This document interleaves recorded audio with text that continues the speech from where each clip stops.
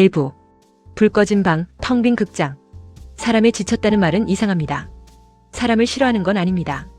사람을 싫어하냐고 묻는다면 아니요. 오히려 그 반대입니다. 좋아하니까. 너무 좋아해서 그래서 갉아먹히는 겁니다. 혼자 있는 밤은 차라리 괜찮습니다. 익숙하니까. 진짜 잔인한 건 그 뒤에 오거든요.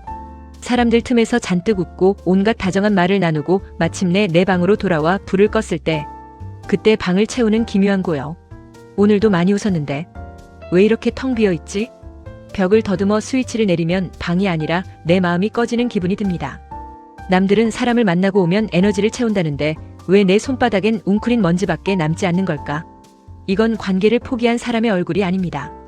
오히려 너무 오래 뼈가 으스러지도록 쥐고 있었던 사람의 얼굴이지. 놓아야 할 때 손을 펴지 못했고 등을 돌려야 할 때 자꾸만 뒤를 돌아봤습니다. 나를 핥힌 사람인데도 집에 걸어오며 생각합니다. 그 사람도 그럴 만한 사정이 있었겠지. 내 살이 패여 피가 나는데 상대방의 손톱이 깨지진 않았을까 걱정하는 미련함. 그래서 인연이 끝날 때마다 남들은 가벼운 생채기 하나 남기고 가는데 우리는 영혼의 아주 작은 조각을 떼어주고 맙니다. 돌려받지 못할 조각들을 말이죠. 주머니 속을 뒤적여봐도 이제 남은 조각이 얼마 없습니다. 2부. 빈 우편함을 보는 사람. 휴대폰 액정이 깜빡입니다. 아니, 착각이네요. 아무 알림도 없는데 5분에 한 번씩 화면을 켭니다. 어두운 방 안에서 사각형의 푸른 불빛이 얼굴을 유령처럼 비췄다 꺼졌다. 우리는 답장을 기다리는 게 아닙니다. 그저 확인하고 싶은 겁니다. 나 아직 거기 있니? 너한테 나 아직 쓸모있는 사람이니?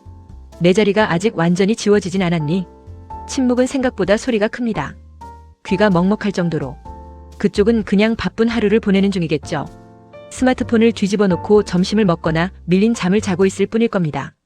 하지만 이쪽에서의 침묵은 절벽 아래로 버려지는 물건들이 내는 비명처럼 들립니다. 거절을 못하는 것도 병입니다.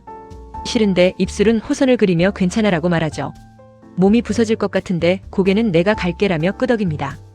왜냐하면 거절하는 순간 그 사람의 세계에서 내가 영원히 추방당할 것 같으니까. 나의 진짜 감정은 늘 방 구석 좁은 틈새에 구겨놓고 상대의 기분이라는 거대한 외투를 먼저 받아들고 서 있습니다.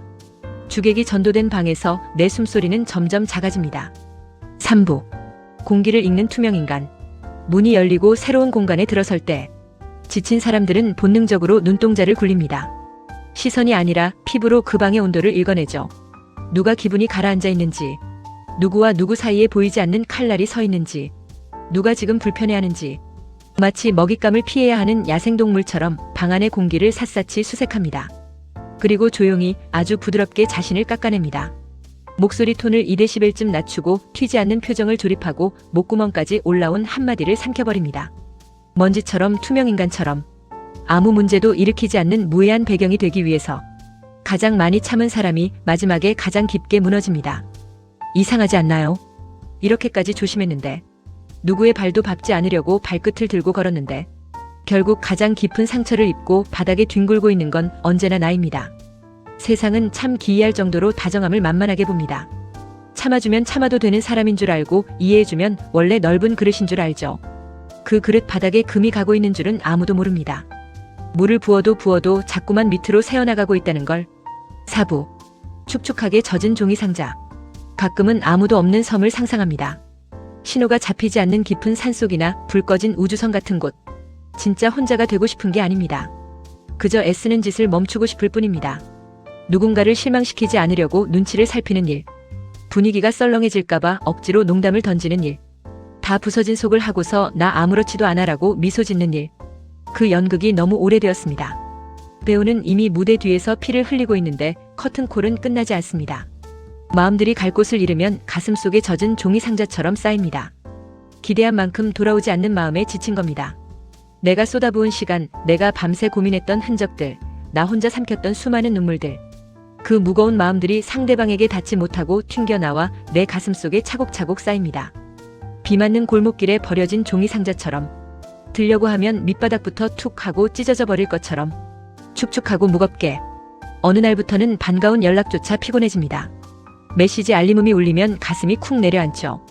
또 무슨 역할을 해야 할까? 또 어떤 가면을 써야 할까? 관계는 이제 즐거운 축제가 아닙니다. 매달 꼬박꼬박 갚아야 하는 빚더미 같은 관리가 되어버렸습니다. 그 순간 우리 안에 무언가가 아주 빠른 속도로 시들어갑니다. 5부. 새벽의 리플레이. 낮 동안에 우리는 완벽합니다. 밥도 잘 먹고 농담에 맞장구도 치고 직장이나 학교에서 자기 몫을 해내죠. 누가 봐도 멀쩡한, 오히려 꽤 괜찮은 사회인입니다. 하지만 새벽 2시 세상의 불이 모두 꺼지면 영접실이 열립니다. 낮에 있었던 일들이 눈앞에서 상영되기 시작하죠. 이미 막을 내린 영화인데 영사기는 멈추지 않습니다. 그때 그 말은 왜 했을까? 그 눈빛은 무슨 뜻이었을까? 내가 너무 과했나? 아니면 내가 너무 차가웠나? 그 사람이 정색했던 그 0.5초의 순간이 확대경을 들이댄 것처럼 거대해져서 뇌리를 박차고 나옵니다. 잘못한 것도 없는데 반성문을 씁니다. 대상도 없는 용서를 구하며 베개에 머리를 묻죠. 기억은 참 비열합니다. 지워버리고 싶은 부끄러운 순간이나 이미 가버린 사람의 다정했던 순간만을 골라서 가장 선명하게 보관하니까요. 차라리 완전히 미워할 수 있다면 편할 텐데 그 사람의 따뜻했던 눈빛이 기억나서 미워하지도 못합니다. 결국 가장 많이 지치는 사람은 독한 사람이 아닙니다. 사람을 너무 소중하게 여기는 사람. 내 세상에 들어온 이들을 쉽게 내치지 못하는 사람. 누군가에겐 스쳐 지나가는 인연이겠지만 이들에게는 한 사람을 잃는 것이 계절 하나가 통째로 사라지는 일과 같습니다. 봄이 통째로 뜯겨나간 자리에 겨울만 남는 것처럼. 6부. 설명할 수 없는 고독. 오늘도 별일 없는 척 구두끈을 묶고 나갔을 당신을 압니다.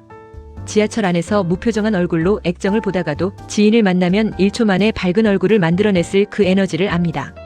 아무 소리도 나지 않았는데 마음 한구석이 또 조금 바스러졌겠죠. 모래성 귀퉁이가 파도에 쓸려나가듯 조용히. 창밖에는 여전히 자동차 불빛이 지나가고 세상은 시끄럽게 흘러가는데 나만 차가운 물속에 가라앉아 멈춰있는 기분. 이 고독은 사람이 없어서 찾아오는 게 아닙니다. 내 곁에 친구가 100명이 있어도, 나를 열렬히 사랑해주는 연인이 있어도 이 서늘함은 지워지지 않습니다. 아무에게도 보여줄 수 없는, 아니 보여줘도 이해받지 못할 마음의 방이 존재하기 때문입니다. 전하지 못한 진심들을 삼킨 채 내일은 다를 거라는 대단한 희망도 없이, 그렇다고 삶을 완전히 놓아버릴 용기도 없이 그저 또 한 번의 긴 밤을 견뎌내기 위해 눈을 감습니다. 방 안의 공기는 차갑고 숨소리는 여전히 작습니다. 그래도 당신의 그 깊은 고독이 틀린 게 아니라고, 너무 소중히 여기다 부러진 것뿐이라고 어둠 속에서 아주 조용히 혼잣말을 남겨둡니다.